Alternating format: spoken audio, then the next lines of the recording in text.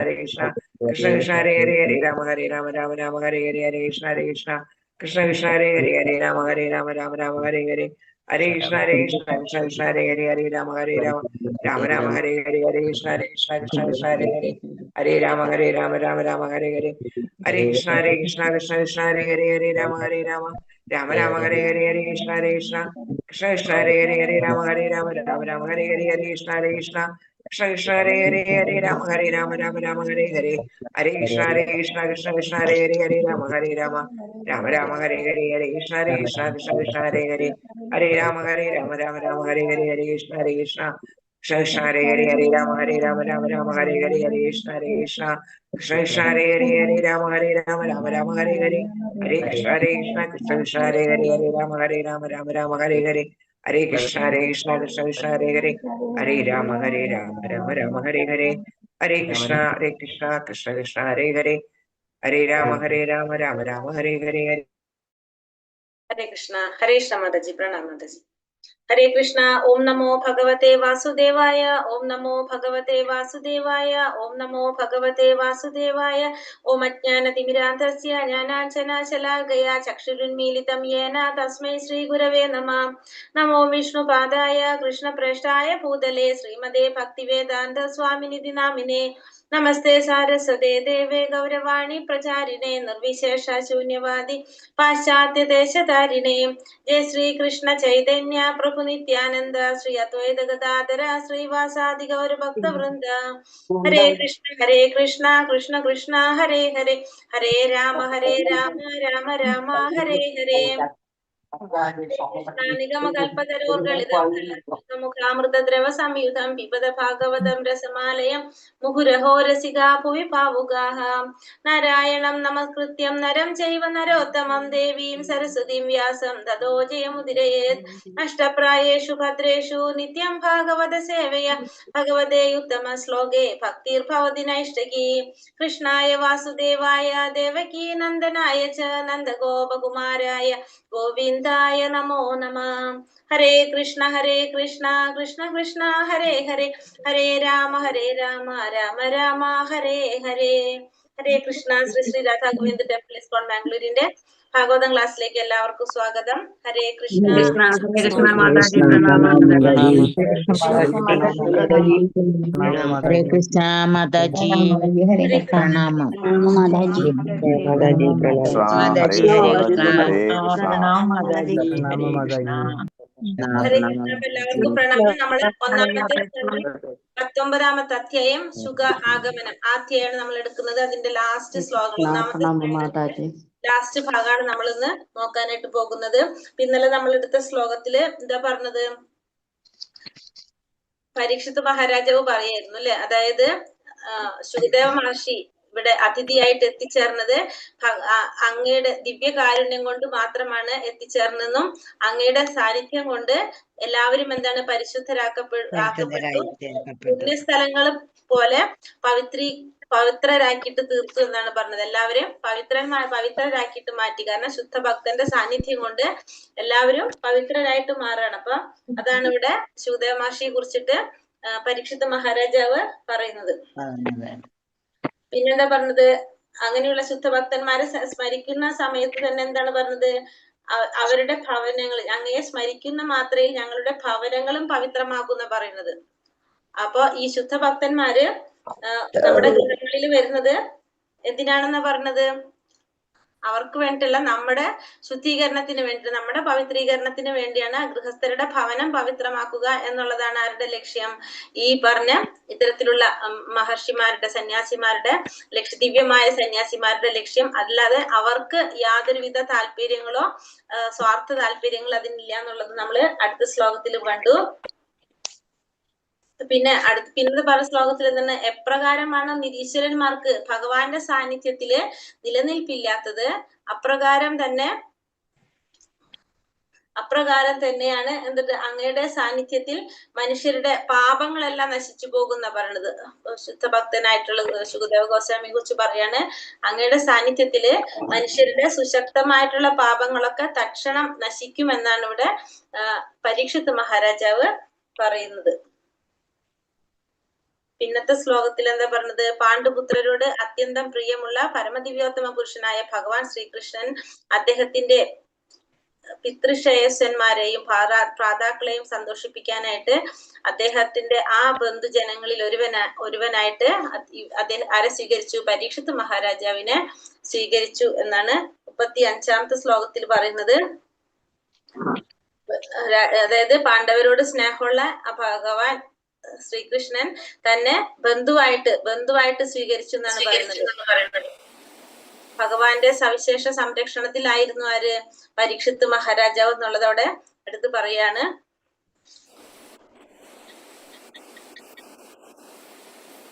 പിന്നത്തെ ശ്ലോകത്തില്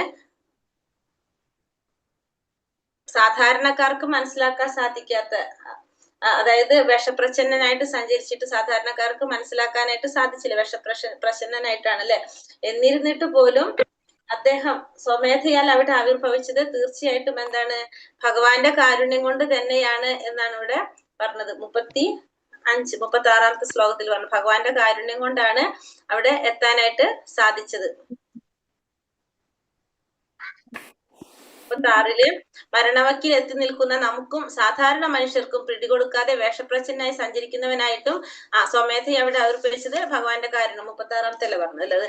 36ാമത്തെ ശ്ലോകത്തിൽ പറയുന്നത് ഭഗവാന്റെ കാരുണ്യം കൊണ്ടാണ് അദ്ദേഹം ഇവിടെ എത്തിയതെന്നുള്ളത് പരീക്ഷിത്ത് മഹാരാജാവ് പറയുന്നതാണ്. ഭഗവാന്റെ പ്രത്യക്ഷമായ ഗുരു ആത്മീയ ഗുരുവാണ്. പിന്നെ ഇവിടെ എന്തോ പറയുന്നുണ്ടല്ലോ പ്രത്യക്ഷ പ്രതിനിധിയാണ് ആത്മീയ ഗുരു. അതെ, ആത്മീയ ഗുരു എന്ന് പറയുന്നത് ഭഗവാന്റെ ഉത്തമ വിശ്വാസനായിട്ട് ഭഗവാന്റെ പ്രതിനിധി ആയിരിക്കും ആത്മീയ ഗുരു.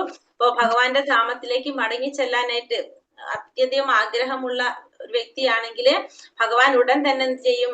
അദ്ദേഹത്തിന്റെ അടുത്തേക്ക് വിശ്വാസയോഗ്യനായിട്ടുള്ള ഒരു പ്രതിനിധിയെ ആ ഭക്തന്റെ അടുത്തേക്ക് ഭഗവാൻ അയക്കുന്നു പറയുന്നു അല്ലെ.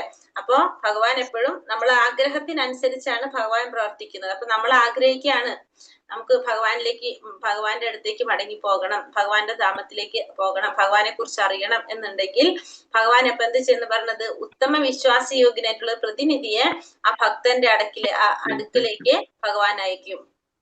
ഭഗവത് ധാമത്തിലേക്ക് മടങ്ങി പോകുമെന്നുള്ള ഒരു സുനിശ്ചിത വാഗ്ദാനം ഭഗവാൻ നൽകുന്നു. അപ്പൊ വിശ്വാസനായിട്ടുള്ള ഒരു ആത്മീയ ഗുരുവിന്റെ സഹായവും അതുപോലെ തന്നെ സഹകരണവും ലഭിക്കുന്നത് സ്വയം ഭഗവാനിൽ നിന്ന് നേരിട്ട് സഹായം സ്വീകരിക്കുന്നതിനെയാണ് അർത്ഥമാക്കുന്നത്. അപ്പൊ അതുവരെയാണ് നമ്മൾ എടുത്തിട്ടുണ്ടായിരുന്നത് അല്ലെ.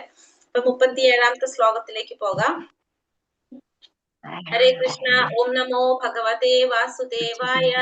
അഥ പൃച്ഛാമി സംസിദ്ധിം യോഗിനാം പരമം ഗുരുഃ ഗുരും പുരുഷസ്യ യത്കാര്യം മ്രിയമാണസ്യ സർവതഃ. അഥ പൃച്ഛാമി സംസിദ്ധിം യോഗിനാം പരമം ഗുരും പുരുഷസ്യ യത്കാര്യം പ്രിയമാണസ്യ സർവദാ. ചൊല്ലിക്കോളൂ. ഭഗവതേ വാസുദേവായ.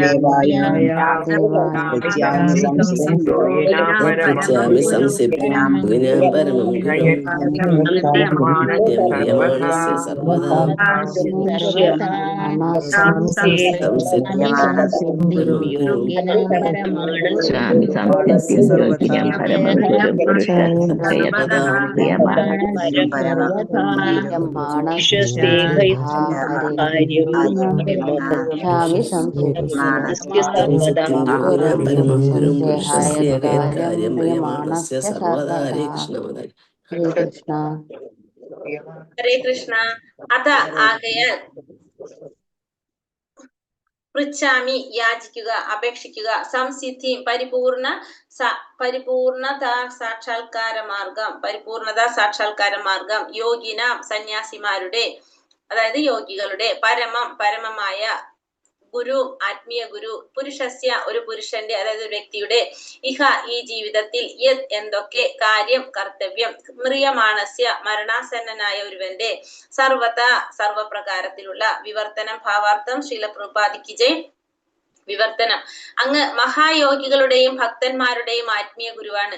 ആകയാൽ സകല മനുഷ്യരുടെയും വിശേഷിച്ച് മൃത്യു ആസന്നനായ വ്യക്തിക്ക് പരിപൂർണ സാക്ഷാത്കാരത്തിനുള്ള മാർഗം കാട്ടിത്തരണമെന്ന് ഞാൻ അങ്ങയോട് അപേക്ഷിക്കുന്നു. അപ്പൊ പരീക്ഷിത്ത് മഹാരാജാവ് 2 ചോദ്യങ്ങൾ ഋഷിമാരെടുത്ത് ചോദിച്ചിട്ടുണ്ടായിരുന്നു അല്ലെ.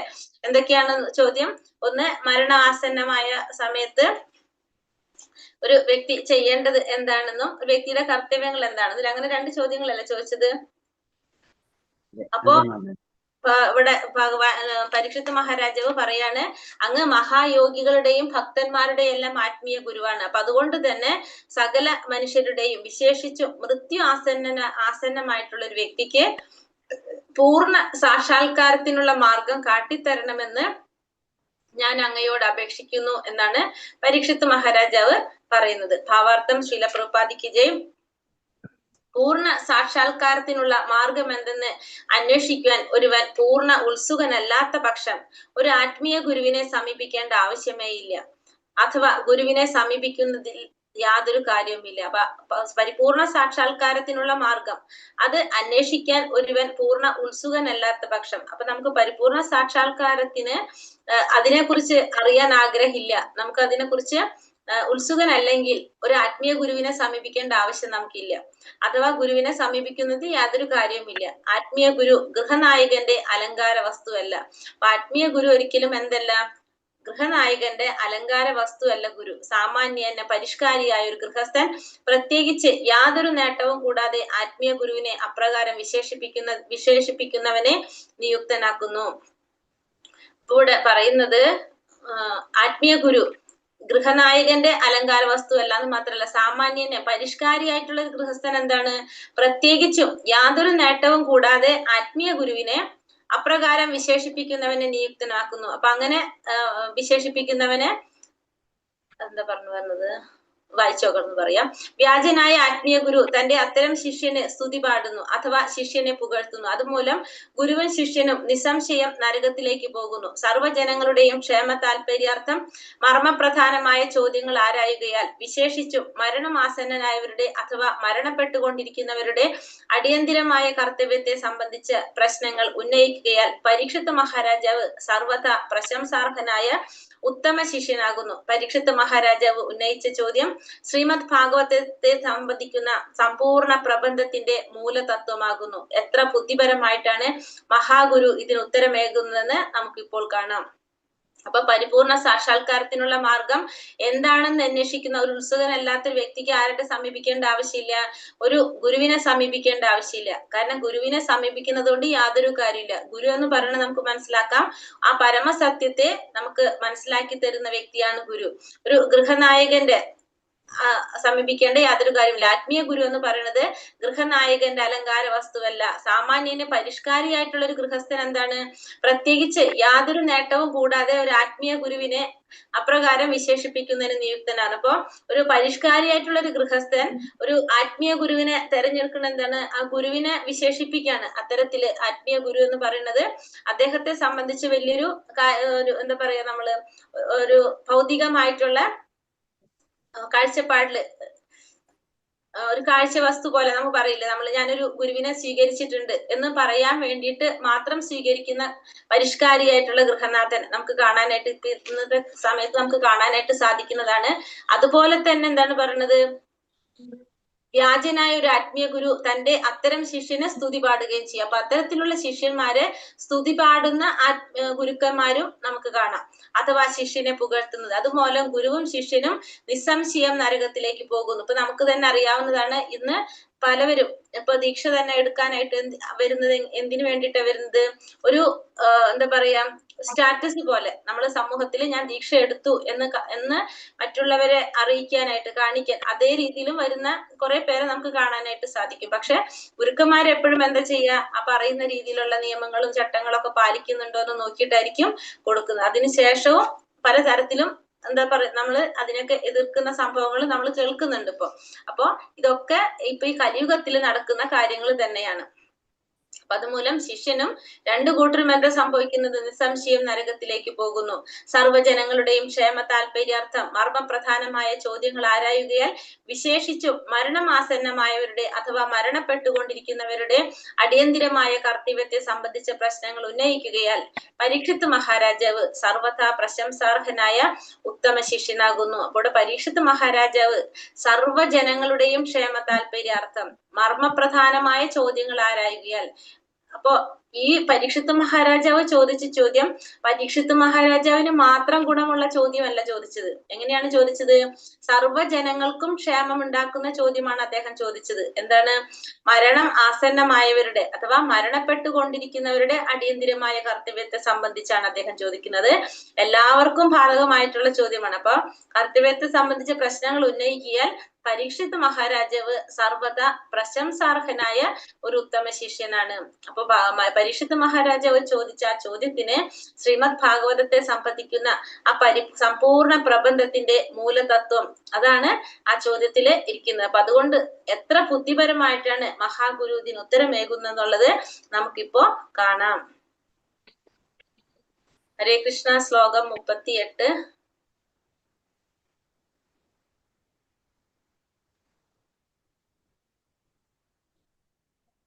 ശ്ലോകം 38. ഓം നമോ ഭഗവതേ വാസുദേവായ.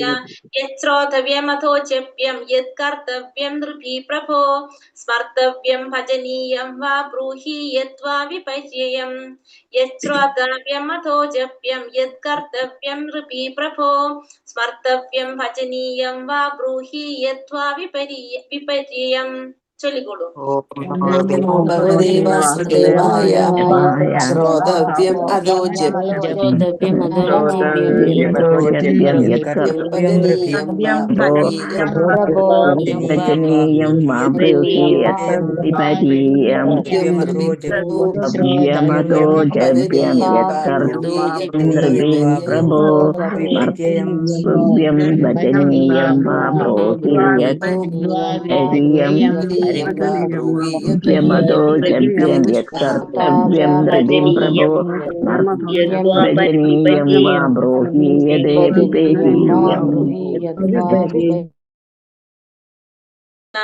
യത് എന്തൊക്കെ, ശ്രോതവ്യം ശ്രവിക്കാൻ മൂല്യമുള്ള, അതായത് ശ്രവണ മൂല്യമുള്ളത്, അഥോ അത് സംബന്ധിച്ച്, ജപ്യം ജപിച്ചു, യത് എന്തും, കർത്തവ്യം നിർവഹിച്ചു, നൃഭി സാമാന്യ ജനങ്ങളാൽ, പ്രഭോ ഹേ പ്രഭോ, സ്മർത്തവ്യം ഓർമ്മിക്കേണ്ട, അതായത് സ്മരിക്കേണ്ട, ഭജനീയം ആരാധനീയമായ, വാ അല്ലെങ്കിൽ, ബ്രൂഹി ദയവായി വിവരിച്ചാലും, യത്വ അത് എന്ത് തന്നെയായാലും, വിപര്യം തത്വത്തിനെതിരായത്, വിവർത്തനം. ശ്രീല പ്രഭുപാദിക്ക് ജയ്.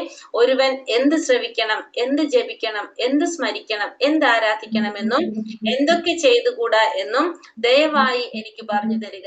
അവയെ കുറിച്ചെല്ലാം ദയവായി എനിക്ക് വിശദമാക്കി തന്നാലും. അപ്പൊ പരീക്ഷിത് മഹാരാജാവ് ചോദിക്കുന്നത് എന്താണ്? ഒരു വ്യക്തി എന്താണ് ശ്രവിക്കേണ്ടത്, എന്താണ് ജപിക്കേണ്ടത്, എന്താണ് സ്മരിക്കേണ്ടത്, എന്താണ് ആരാധിക്കേണ്ടത് എന്തൊക്കെ ചെയ്തുകൂടാ എന്നുള്ള കാര്യങ്ങള് ദയവായിട്ട് പറഞ്ഞു തരണം. അവയെ കുറിച്ചെല്ലാം വിശദമാക്കി തന്നാലും എന്നാണ് പരീക്ഷിത് മഹാരാജാവ് ചോദിക്കുന്നത്. അപ്പൊ എന്താണ് ശ്രവിക്കേണ്ടത്, എന്താണ് ജപിക്കേണ്ടത്, എന്താണ് സ്മരിക്കേണ്ടത്, എന്താണ് ആരാധിക്കേണ്ടത്, പിന്നെ എന്തൊക്കെ ചെയ്യാൻ പാടില്ല, ഇത്രയും കാര്യങ്ങളാണ് ആര് ചോദിക്കുന്നത്? പരീക്ഷിത് മഹാരാജാവ് ചോദിക്കുന്നത്. ഇതിനെ കുറിച്ച് വിശദമാക്കി തരാനാണ് അദ്ദേഹം പറയുന്നത്.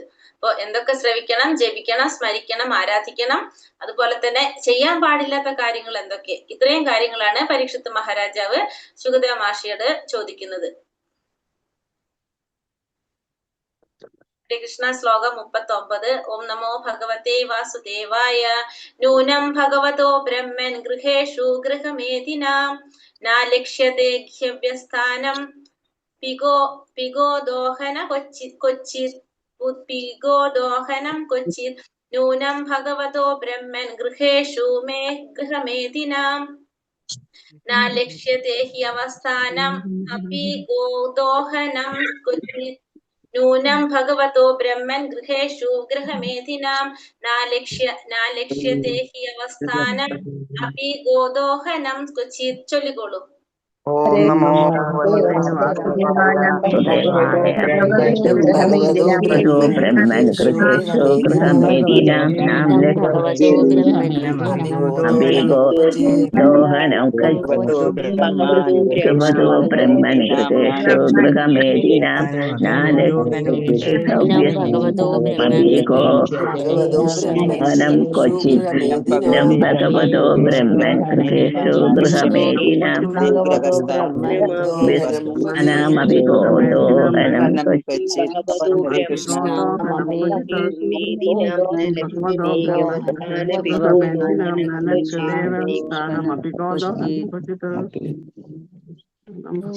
ഹരേ കൃഷ്ണ. നൂനം എന്തെന്നാൽ ഭഗവത അതിശക്തനായ അങ്ങയുടെ ബ്രഹ്മൻ, ഹേ ബ്രഹ്മണ, ഗൃഹേഷു ഭവനങ്ങളിൽ, ഗൃഹമേധിന ഗൃഹസ്ഥരുടെ,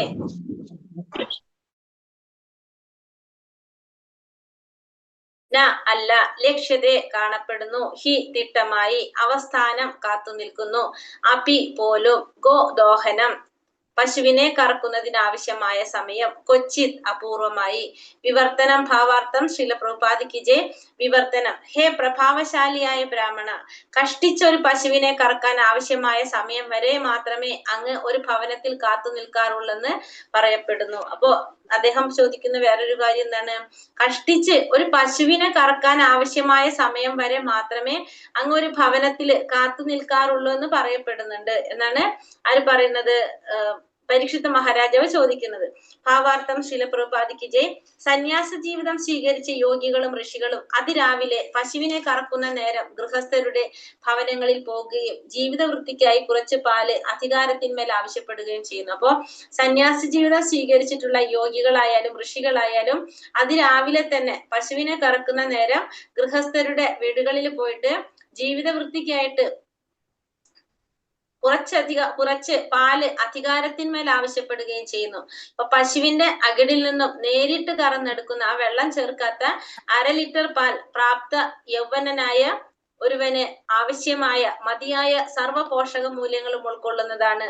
ആകയാൽ യോഗികളും സന്യാസിമാരും പാല് മാത്രം പാനം ചെയ്ത് ജീവിക്കുന്നു. അക്കാലത്ത് ദരിദ്രനായ ഒരു ഗൃഹസ്ഥന് പോലും 12 മുതൽ 20 വരെ ഗ്യാലൻ, ഒരു ഗ്യാലൻ എന്ന് വെച്ചാല് 1.14 ലിറ്റർ പാൽ ചുരത്തുന്ന കുറഞ്ഞത് 10 പശുക്കളെങ്കിലും ഉണ്ടായിരുന്നു. ആകയാൽ ഒരു ഭിക്ഷാന്തേഹിക്ക് ഏതാനും ലിറ്റർ പാൽ ദാനമായി നൽകുന്നതിന് അവർക്ക് വൈമനസ്യം ഉണ്ടായിരുന്നില്ല. കുട്ടികളെ പോലെ തന്നെ യോഗികളെയും സന്യാസിമാരെയും പരിരക്ഷിക്കേണ്ട ചുമതല ഗൃഹസ്ഥർക്കുണ്ടായിരുന്നു. ആകയാൽ ശുകദേവ ഗോസ്വാമിയെ പോലൊരു ഋഷിക്ക് ഒരു ഗൃഹസ്ഥന്റെ ഭവനത്തിൽ രാവിലെ 5 നിമിഷങ്ങൾക്കുള്ളിൽ നിൽക്കുന്നത് പ്രയാസമായിരുന്നു. അന്യഥ അത്തരം ഋഷിമാർ അപൂർവമായി മാത്രമേ ഗൃഹസ്ഥരുടെ ഭവനങ്ങളിൽ പ്രത്യക്ഷപ്പെടാറുള്ളൂ. ആകയാലാണ് ഒട്ടും സമയം പാഴാക്കാതെ ഉപദേശിക്കാൻ പരീക്ഷിത് മഹാരാജാവ് ശുകദേവ ഗോസ്വാമിയോട് അപേക്ഷിച്ചത്. അപ്രകാരം ഭവനം സന്ദർശിക്കുന്ന സന്യാസിമാരുടെ അല്പം അതീന്ദ്രിയ ജ്ഞാനം പകർന്നു നൽകാൻ അപേക്ഷിക്കത്തക്ക വിധം ബുദ്ധിമാന്മാർ ആയിരിക്കണം ഗൃഹസ്ഥർ.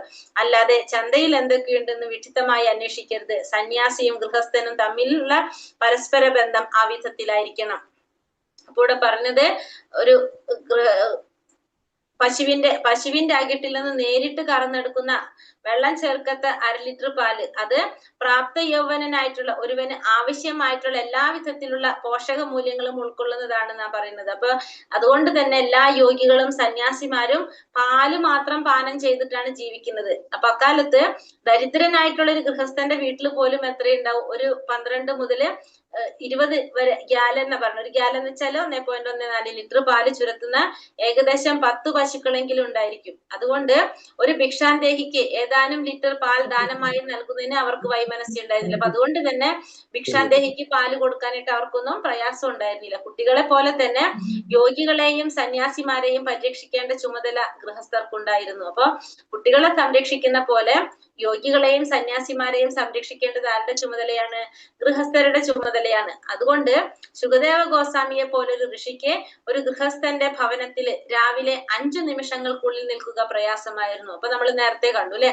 ഇപ്പൊ ഒരു സന്യാസി ശുകദേവ ഗോസ്വാമിയെ പോലെ ഋഷി ഒരു ഗൃഹസ്ഥന്റെ ഭവനത്തിൽ 5 നിമിഷങ്ങൾ കൂടുതൽ നിൽക്കുന്നത് വളരെ ബുദ്ധിമുട്ടുള്ളതാണ്. കാരണം ഋഷിമാര് അപൂർവമായിട്ട് മാത്രമേ ഗൃഹസ്ഥരുടെ ഭവനങ്ങളിൽ പ്രത്യക്ഷപ്പെടാറുള്ളൂ. അപ്പൊ അതുകൊണ്ട് തന്നെ ഒട്ടും സമയം പാഴാക്കാതെ ഉപദേശിക്കാൻ പരീക്ഷിത് മഹാരാജാവ് ശുകദേവ ഗോസ്വാമിയോട് അപേക്ഷിച്ചത്. അപ്പൊ അതുകൊണ്ടാണ് ഒട്ടും സമയം കളയാതെ തന്നെ പരീക്ഷിത് മഹാരാജാവ് ശുകദേവ ഗോസ്വാമിയോട് ഉപദേശം അന്വേഷിക്കുന്നത്. ഒട്ടും സമയം പാഴാക്കാതെ അപേക്ഷിച്ചത് അതുകൊണ്ടാണ്. അപ്രകാരം ഭവനം സന്ദർശിക്കുന്ന സന്യാസി വര്യന്മാരോട് അല്പം അതീന്ദ്രിയ ജ്ഞാനം പകർന്നു നൽകാൻ അപേക്ഷിക്കത്തക്കവ ബുദ്ധിമാന്മാരായിരുന്നു ആയിരിക്കണം ഗൃഹസ്ഥർ. അപ്പൊ നമ്മളെ ഭവനത്തില് ഇത്തരത്തിലുള്ള സന്യാസിമാര് വന്നു കഴിഞ്ഞാൽ അവരോട് അല്പം അതീന്ദ്രിയ ജ്ഞാനം പകർന്നു നൽകാനായിട്ട് അപേക്ഷിക്കത്തക്ക വിധത്തിലുള്ള ബുദ്ധിമാന്മാരായിരിക്കണം ആര്?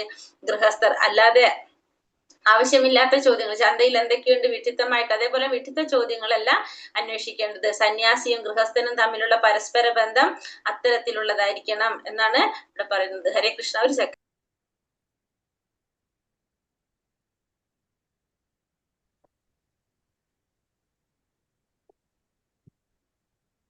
പൃച്ഛാമി സംസിദ്ധിം യോഗിനാം പരമം ഗുരും പുരുഷസ്യേഹ യത്കാര്യം ശ്രിയമാണസ്യ സർവദാ യശ്രോതവ്യമധോ ജപ്യം യത്കർത്തവ്യം നൃപി പ്രഭോ സ്മർത്തവ്യം ഭജനീയം വാ ബ്രൂഹി യത്വാ വിപര്യം ഊനം ഭഗവതോ ബ്രഹ്മൻ ഗൃഹേതി വ്യൂഹമേതി നാമ്ന ദക്ഷ.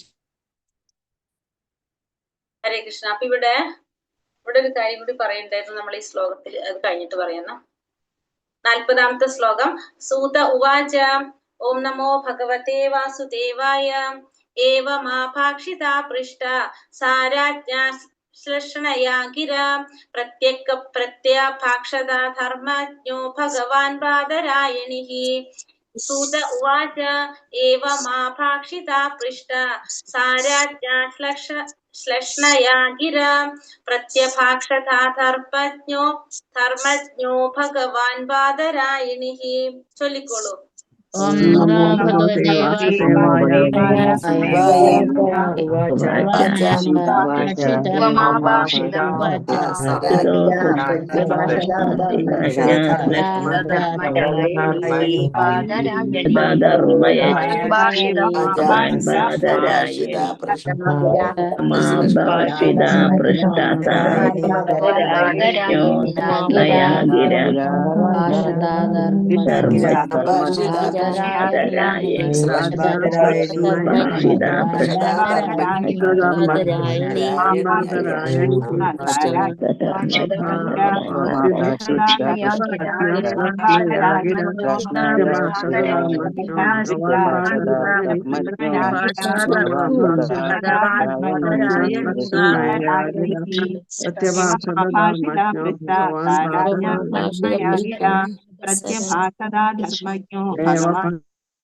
ഹരേ കൃഷ്ണ.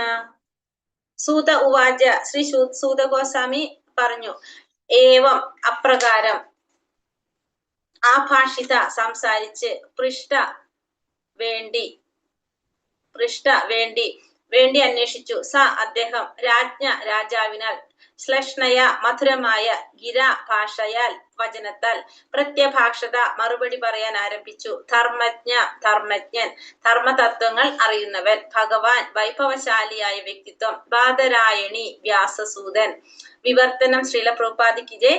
ശ്രീ സൂതഗോസ്വാമി പറഞ്ഞു. രാജാവ് അപ്രകാരം മധുരവചനങ്ങളാൽ അഭിസംബോധന ചെയ്യുകയും ഋഷിയോട് ആരായുകയും ചെയ്തു. അനന്തരം പ്രഭവശാലിയും ഉത്കൃഷ്ട വ്യക്തിത്വവും ധർമ്മജ്ഞനുമായ ശ്രീ വ്യാസസൂതൻ മറുപടി പറയാൻ ആരംഭിച്ചു. അപ്പൊ സൂതഗോസ്വാമി പറയാണ് ഇവിടെ, രാജാവ് അപ്രകാരം മധുരവചനങ്ങളാൽ അഭിസംബോധന ചെയ്ത് ഋഷിയോട് ആരാഞ്ഞപ്പോ ആ പ്രഭവശാലിയും ഉത്കൃഷ്ട വ്യക്തിത്വവും ധർമ്മജ്ഞനുമായിട്ടുള്ള വ്യാസദേവന്റെ പുത്രനായിട്ടുള്ള സൂതഗോസ്വാമി മറുപടി പറയാനായിട്ട് ആരംഭിച്ചു. അപ്പൊ സൂതഗോസ്വാമി ചോദ്യത്തിനുള്ള ഉത്തരം പറയാനായിട്ട് പോകാണ്. അപ്പൊ എന്താണ് ചോദ്യം? ഇനി അടുത്ത സ്കന്ധം തുടങ്ങുന്നത് ഇതിന്റെ ഉത്തരമായിട്ടാണ് തുടങ്ങുന്നത് അല്ലെ. അപ്പൊ എന്താ ചോദ്യം? എന്ത് ശ്രവിക്കണം, എന്ത് ജപിക്കണം, എന്ത് സ്മരിക്കണം, എന്ത് ആരാധിക്കണം, എന്തൊക്കെ ചെയ്യാൻ പാടില്ല? ഇത്തരം ചോദ്യങ്ങളാണ് ആര് ചോദിച്ചത്? പരീക്ഷിത് മഹാരാജാവ് ശുകദേവ ഗോസ്വാമിയോട് ചോദിക്കുന്നത്. അപ്പൊ ശുകദേവ ഗോസ്വാമി അതിന് മറുപടി പറയാനായിട്ട് ആരംഭിക്കുന്നതാണ്. ശ്രീമദ് ഭാഗവതം പ്രഥമ സ്കന്ധം 19ാം അധ്യായത്തിന്റെ ശുകാഗമനം എന്ന ഭക്തി വേദാന്ത വിശദീകരണം ഇപ്രകാരം സമാപിക്കുന്നു. സമാപ്തം പ്രഥമ സ്കന്ധം. ഹരേ കൃഷ്ണ കൃഷ്ണ കൃഷ്ണ ഹരേ ഹരേ, ഹരേ രാമ രാമ രാമ ഹരേ ഹരേ. ഹരേ കൃഷ്ണ. സർവം കൃഷ്ണാർപ്പണമസ്തു. വഞ്ചാകൽപതരൂപേശ്ച കൃപാ സിന്ധുഭ്യവ ച പതിതാനാം പാവനേഭ്യോ വൈഷ്ണവേഭ്യോ നമോ നമഃ. അനന്ത കോടി വൈഷ്ണവ ഭക്തവൃന്ദി കി ജയ്. ശ്രീല പ്രഭുപാദി കി ജയ്. ഗുരുദേവ് കി ജയ്. നിത്തായ് ഗൗര പ്രേമാനന്ദേ. ഹരി ഹരി ബോൽ. ഹരേ കൃഷ്ണ. ഇവിടെ നമ്മൾ 39ാമത്തെ ശ്ലോകത്തില് ഒരു വാക്ക് പറയുന്നുണ്ട്, ഗൃഹമേതി. പിന്നെ നമ്മൾ ഗൃഹമേതി നമ്മൾ കേട്ടിട്ടുണ്ടോ? ഗൃഹസ്ഥൻ നമ്മൾ പറയുന്നു അല്ലെ. ഗൃഹമേതിയും ഗൃഹസ്ഥനും തമ്മിലുള്ള വ്യത്യാസം എന്താണെന്ന് അറിയാവോ? ഗൃഹമേധിയും ഗൃഹസ്ഥനും കേട്ടിട്ടുണ്ടോ? ഗൃഹമേധി എന്ന് പറഞ്ഞാല് ഭൗതികമായിട്ട് മാത്രമുള്ള അങ്ങനെയല്ലേ മാതാജി? മാതാജി ഗൃഹസ്ഥൻ എന്ന് പറഞ്ഞാൽ പുത്രകളത്രാദികളോടൊപ്പം വസിച്ചുകൊണ്ട് പരമസത്യ സാക്ഷാത്കാരത്തിനായി ആത്മജ്ഞാനപരമായും അതീന്ദ്രിയമായും ജീവിക്കുന്നവനെയാണ് ഗൃഹസ്ഥർ എന്ന് പറയുന്നത്. ഗൃഹമേധി എന്ന് പറഞ്ഞാൽ കുടുംബാംഗങ്ങളുടെയോ അല്ലെങ്കിൽ കുടുംബ ബന്ധുക്കളുടെയോ ലൗകിക ക്ഷേമത്തിനായി മാത്രം ജീവിക്കുന്നവൻ. നമ്മൾ ആര് വരും? നമ്മൾ ഇത് രണ്ടാമത്തെ നമ്മള് ഗൃഹസ്ഥരാണ്. അപ്പൊ ഗൃഹസ്ഥരെന്ന് പറഞ്ഞാല് എന്ത് പറഞ്ഞു? നമ്മള് ധർമ്മം അനുസരിച്ച് ജീവിക്കുന്നവര്, അതായത് ധർമാർത്ഥ കാമമോക്ഷ, അത് ധർമ്മം അനുസരിച്ച് ജീവിക്കുന്നവരാണ് ആര്? ഗൃഹസ്ഥൻ എന്ന് പറയുന്നത്. അപ്പൊ ആത്മീയ സാധനയ്ക്ക് വേണ്ടിയിട്ട് അത് നമ്മുടെ കടമയാണെന്ന് മനസ്സിലാക്കിക്കൊണ്ട് നമ്മൾ അതിനനുസരിച്ച് ജീവിതം നയിക്കുന്നവരാണ് ഗൃഹസ്ഥർ. ഗൃഹമേധി എന്ന് പറയുമ്പോൾ നമ്മുടെ ഭൗതികമായ ആഗ്രഹങ്ങൾക്കും നമ്മുടെ സ്വാർത്ഥ താല്പര്യങ്ങൾക്കും നമ്മുടെ ഇന്ദ്രിയ സന്തോഷത്തിനും വേണ്ടിയിട്ട് ജീവിക്കുന്നവരാണ് ഗൃഹസ്ഥർ, ഗൃഹമേധി എന്ന് പറയുന്നത്. അപ്പൊ നമ്മൾ ഇതിൽ ഏത് കാറ്റഗറിയാണ്? ഗൃഹസ്ഥരാണോ ഗൃഹമേധികളാണോ? അപ്പൊ നമുക്ക് ഗൃഹസ്ഥരെന്ന് പറയാനും കൂടി നമ്മളായിട്ടില്ല അല്ലെ? ഗൃഹമേധികളാണ്. കാരണം ധർമ്മമാർത്ഥ കാമമോക്ഷം, നമുക്ക് കുറെ ധർമ്മങ്ങളുണ്ട്, പക്ഷെ നമ്മൾ അതൊന്നും നമ്മൾ പാലിച്ചു പോകുന്നവരൊന്നും അല്ല അല്ലെ? അപ്പൊ നമ്മള് ഗൃഹമേധികളാണ്. അപ്പൊ നമ്മൾ ഗൃഹസ്ഥരെന്നുള്ള കാര്യം നമ്മളിവിടെ മാറ്റി പിടിക്കേണ്ടി വരും. നമ്മൾ ആരാണ്? ഗൃഹമേധികളാണ്. ഹരേ കൃഷ്ണ. അപ്പൊ നമ്മുടെ ഒന്നാമത്തെ സ്കന്ധം നമ്മള് ഇന്നിവിടെ അവസാനിക്കുകയാണ്. നമുക്ക് ഒന്നാമത്തെ സ്കന്ധത്തിന്റെ നാളെ നമുക്ക് 19 പറയാമോ? ഏത് ഇപ്പൊ പറഞ്ഞത്? ഇപ്പൊ നെറ്റ് കട്ടായി. ഗൃഹമേധിയുടെ വ്യാഖ്യാനം. ഗൃഹമേധി എന്ന് വെച്ചിട്ടുണ്ടെങ്കില് നമ്മൾ എന്ത് പറയാ? ധർമ്മമാർത്ഥ കാമമോക്ഷം, അതായത് നമ്മുടെ സ്വാർത്ഥ താല്പര്യങ്ങൾക്ക് വേണ്ടിയിട്ട്, നമ്മുടെ ഭൗതികമായ ആഗ്രഹങ്ങൾക്കും നമ്മുടെ ഇഷ്ടാനിഷ്ടങ്ങൾക്കും മുൻതൂക്കം കൊടുത്തുകൊണ്ട് നമ്മള് ആത്മസാക്ഷാത്കാരമൊന്നും നമ്മുടെ ലക്ഷ്യത്തിലില്ല. നമ്മള് നമ്മുടെ ഭൗതികമായ ആഗ്രഹങ്ങൾക്ക് വേണ്ടിയിട്ട് നമ്മളൊക്കെ ജീവിക്കുന്നത് ഗൃഹമേധികൾ കേട്ടോ. അപ്പൊ നമുക്ക് നാളെ നമുക്ക് ഈ 19ാമത്തെ അധ്യായത്തിന്റെ ഉള്ളടക്ക സമ്മറി എടുക്കാം. അപ്പൊ നാളെ ഏകദേശം വ്യാഴാഴ്ച അല്ലെ? ശനിയാഴ്ച അല്ലേ ഏകദേശം? വെള്ളി ശനിയാഴ്ച നമുക്ക് ക്ലാസ് വെക്കാൻ പറ്റുണ്ടാവില്ല. എന്തായാലും ഏകദേശം 5 മണിക്ക് വായിക്കാൻ തുടങ്ങണല്ലേ? ശനിയാഴ്ച ഉണ്ടാവില്ല. ഞായറാഴ്ച തിങ്കളാഴ്ചയായിട്ട് 2 ദിവസം കൊണ്ടോ 3 ദിവസം കൊണ്ടോ ഈ 19 അധ്യായത്തിന്റെ എന്നെ കൊണ്ട് പറ്റാവുന്ന പോലെ ഞാനൊരു ഉള്ളടക്കം എടുക്കാം. അത്രയല്ലേ എനിക്ക് പറയാൻ പറ്റുള്ളൂ. ഭഗവാന്റെ കാരുണ്യം കൊണ്ട് നല്ല രീതിയിൽ കിട്ടിയാൽ നമുക്കത് പറയാം. അപ്പൊ പറ്റുന്ന പോലെ നമുക്ക് 19 അധ്യായത്തിനൊന്ന് റിവൈസ് ചെയ്തിട്ട് നമുക്ക് 2ാമത്തെ സ്കന്ധത്തിലേക്ക് പോകാം. അപ്പൊ ഇതുവരെ ക്ലാസ് കേൾക്കാത്തവർക്കും ആദ്യത്തെ ഭാഗങ്ങൾ ഇല്ലാത്തവർക്കും എല്ലാവർക്കും അത് പ്രയോജനമാവുകയാണെങ്കിൽ നല്ലത് അല്ലെ? ചെയ്യാം അങ്ങനെ. അപ്പൊ നോക്കുന്നത് ഒരു 6 അധ്യായം ഒരു ദിവസം എടുക്കാനായിട്ട്. അപ്പൊ ഒരു അരമണിക്കൂറോ 3/4 മണിക്കൂറോ കൊണ്ട് ആദ്യത്തെ 6 അധ്യായം എടുക്കാം. അപ്പൊ അങ്ങനെ 3 ദിവസം കൊണ്ട് നമുക്ക് എടുക്കാം. അല്ലാണ്ട് ഫുള്ള് പറ്റില്ലല്ലോ. അപ്പൊ ആ രീതിയിൽ ചെയ്യുന്നത് ഭഗവാന്റെ കാരുണ്യവും ഗുരുവിന്റെ അനുഗ്രഹം ഉണ്ടെങ്കിൽ നമുക്കത് എല്ലാവർക്കും അത് ഗുണാകുമെന്ന് വിചാരിക്കാം. അറിയില്ല, ഫസ്റ്റത്തെ ശ്രമമാണ്, ഇതുവരെ ചെയ്തിട്ടില്ല. അപ്പൊ അത് പറയാൻ പഠിക്കണമെന്നല്ലാണ്ട് നമുക്ക് അറിയില്ലല്ലോ. അപ്പൊ നോക്കാം നമുക്ക് പറ്റുന്ന പോലെ. അപ്പൊ നമുക്കത് നാളെ ഇപ്പൊ 19ാമത്തെ അധ്യായത്തിന്റെ ഫുൾ സമ്മറി എടുക്കാം. നമുക്ക് അത് കഴിഞ്ഞിട്ട് 3 ദിവസം കൊണ്ട് നമുക്ക് അത് എടുത്തിട്ട് നമുക്ക് 2ാമത്തെ സ്കന്ധം പരീക്ഷിത്ത് മഹാരാജാവ് ചോദിച്ച ചോദ്യങ്ങളുടെ ഉത്തരം തൊട്ട് നമുക്ക് പിന്നെ 2ാമത്തെ സ്കന്ധം നമുക്ക് തുടങ്ങാം. 2ാമത്തെ സ്കന്ധം ചെറുതാണ്, 10 അധ്യായം ഉള്ളതില്. അത് ഇത്രയും പോകുണ്ടാവില്ല. ചെറിയൊരു സ്കന്ധമാണ് അത് 2ാമത്തത്. 1ാമത്തെയാണ് വലിയൊരു സ്കന്ധം. പക്ഷെ കുറെ നല്ല കാര്യങ്ങൾ, ഏറ്റവും നല്ല ബുക്ക് 1ാമത്തെ സ്കന്ധം കേട്ടോ. നിങ്ങൾക്ക് മനസ്സിലാവും ശരിക്കും.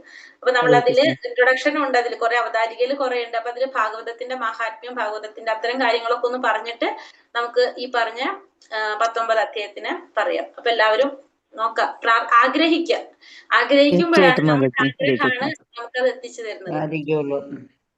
ഹരേ കൃഷ്ണ മാതാജി. അപ്പൊ നമുക്കത് എത്തുന്ന വിചാരിക്കുക. കാരണം നിങ്ങളെ പോലെ തന്നെയാണ് ഞാനും. കാരണം നമുക്ക് അറിയില്ലല്ലോ അത്രയും ചെയ്യാനായിട്ടൊന്നും അങ്ങനത്തെ. ഹരേ കൃഷ്ണ. പിന്നെ ഇന്ന് നമ്മുടെ ഹരേ കൃഷ്ണ മാതാജി പറഞ്ഞു എന്തെങ്കിലും ഇല്ലല്ലേ?